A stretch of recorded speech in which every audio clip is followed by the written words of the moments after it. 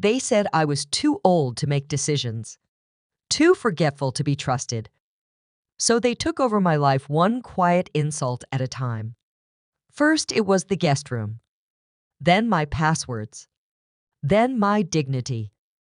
I spent 40 years building an empire only to be treated like a fragile afterthought in my own home. But what they didn't know was I still held the keys. To the house. To the company. To everything they thought they'd quietly claimed. And on the day I walked away, I didn't just leave them behind. I left them with nothing. And I took back my name. I spent 4 decades building a company from the ground up. I pitched in living rooms, closed deals, and glass towers, and stood on stages I used to dream about. When I sold the company for $60 million, the applause didn't feel as loud as I thought it would. My husband passed 3 months after I signed the papers. We had plans, of course. Travel, reading in silence, growing old without noise. But life had its own timing, and his absence made the house too quiet, too full of things no longer shared. So I called my son, Lucas.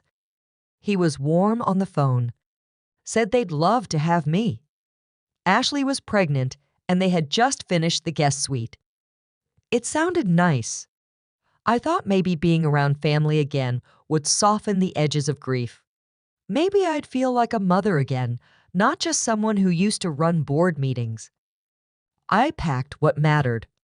A few framed photos, my Kindle, my old Mont Blanc pen. I left behind the leather chairs, the espresso machine, the walls where I used to write ideas at 2 a.m. Moving in felt like closing a book. Not the end of me, I thought. Just the end of that chapter. There was part of me that knew it wouldn't be easy. CEOs don't do well with too much stillness. But I reminded myself that I had survived worse things than silence. I believed truly that this new version of life would bring something softer. Something I hadn't let myself want in years. I didn't know then what silence can become when it's handed to you instead of chosen. The guest room was at the end of the hallway, just past the laundry closet. It had a view of the neighbor's brick wall and a bed too soft for my back. I smiled when Ashley said it was freshly painted, even though the color reminded me of hospital lighting. I unpacked slowly, placing my books and a small clock on the nightstand. By the second day, I noticed my things had been moved. A sweater folded differently, my medication in a different drawer. No one mentioned it, but someone was trying to organize me. At dinner, I waited for someone to ask what I liked. They never did. Ashley planned meals a week in advance. Lucas mostly nodded and scrolled through his phone. When I offered to help with grocery costs, Ashley laughed and said not to worry. She didn't say thank you. There was a chalkboard in the kitchen with their monthly budget. I wasn't on it.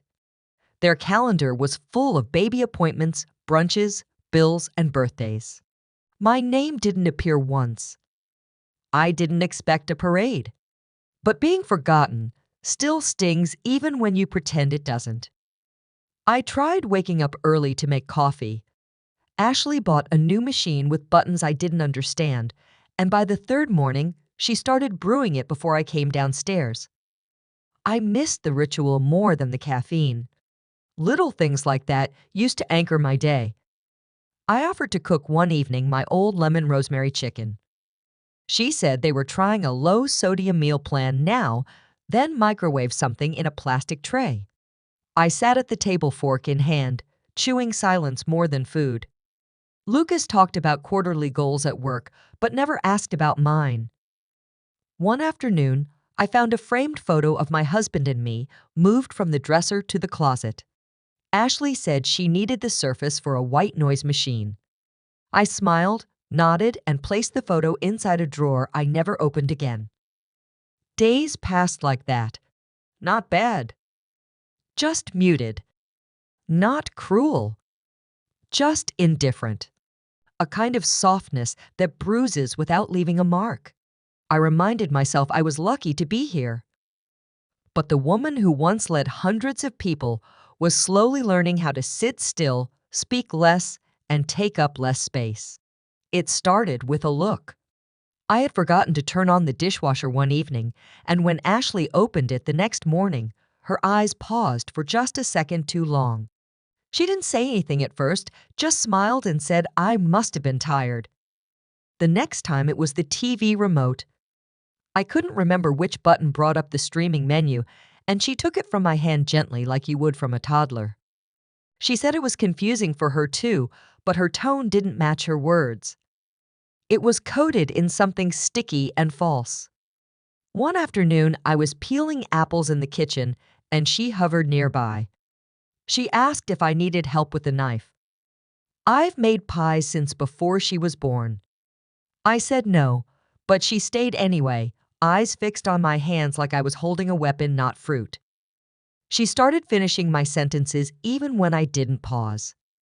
She'd gently correct me on things I knew were right then, brush it off as if I'd misheard. When I told her the doctor's appointment was Thursday, she smiled and said it was Friday, already rescheduled. She never asked, just assumed.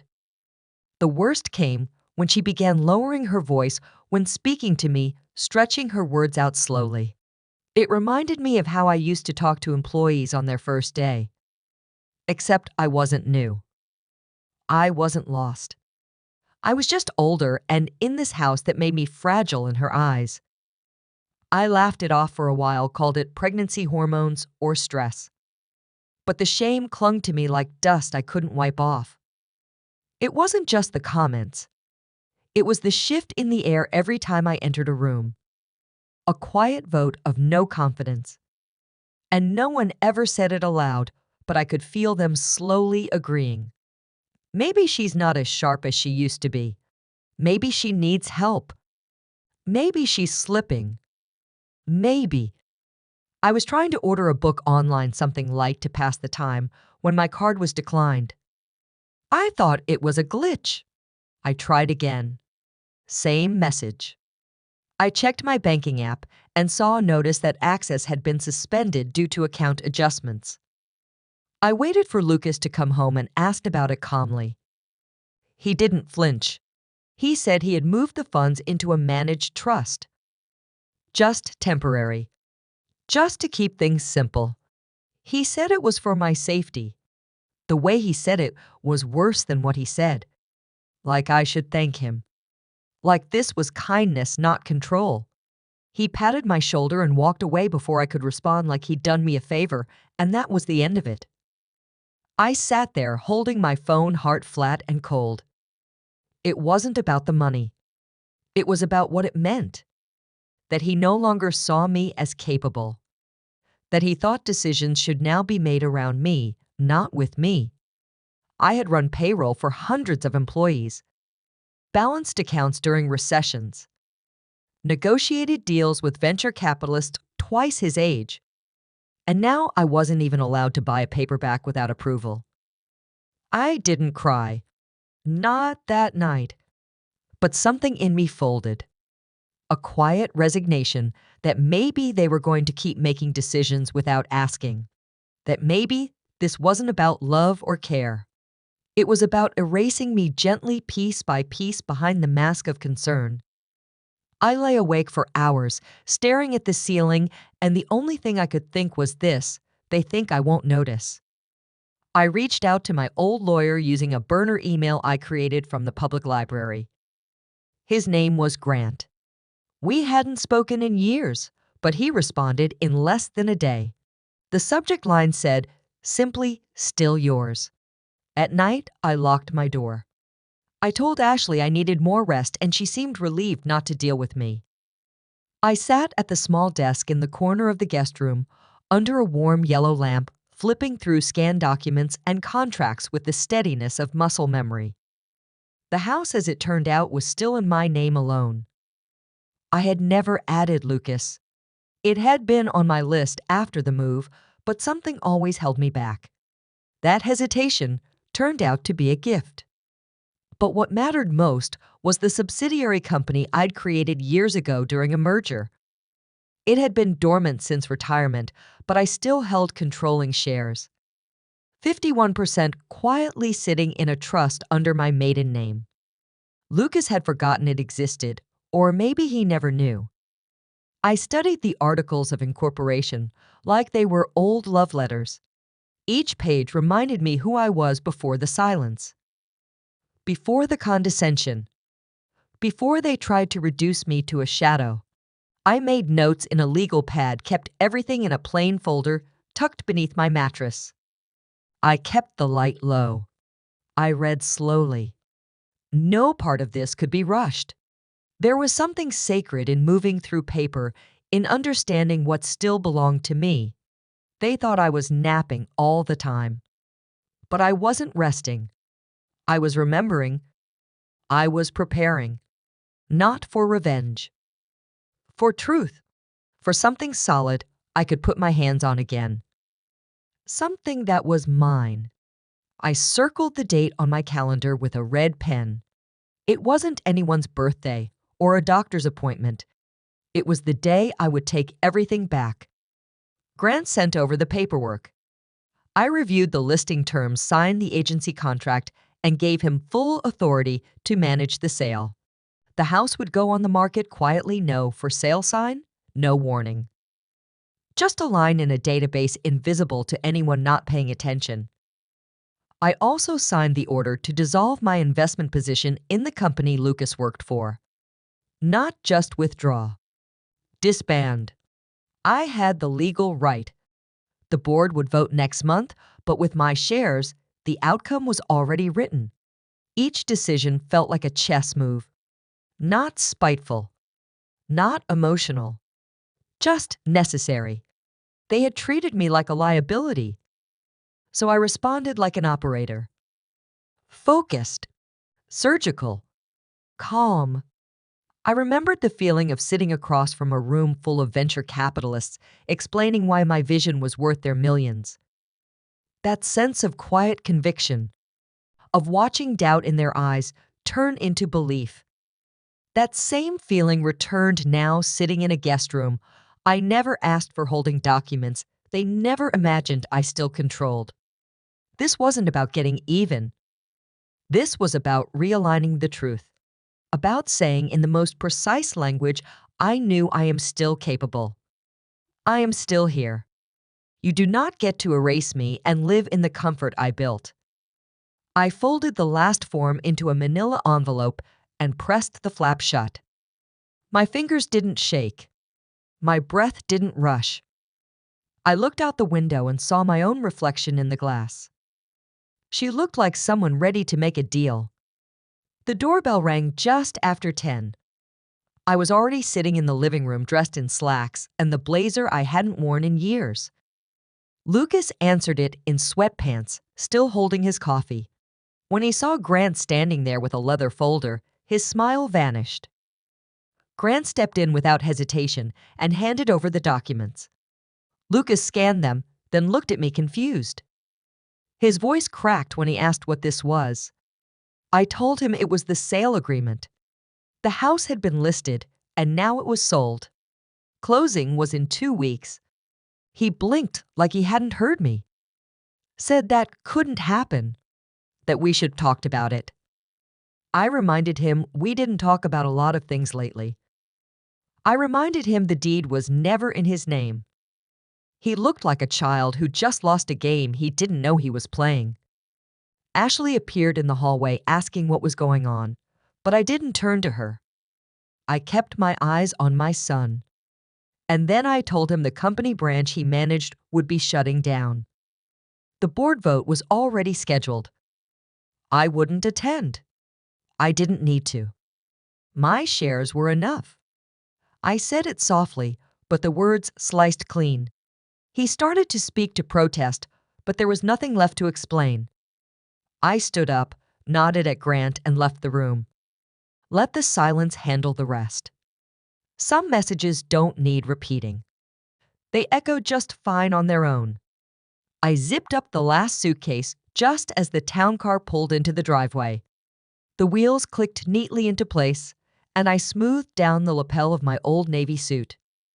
It was the same one I wore the day we rang the bell on the trading floor back when the company went public. I stood in front of the full-length mirror, not to check how I looked, but to mark the moment. My reflection didn't show age. It showed clarity, the kind that comes after a long silence finally breaks. The hallway was empty. No one came to stop me. No questions. No sudden apologies.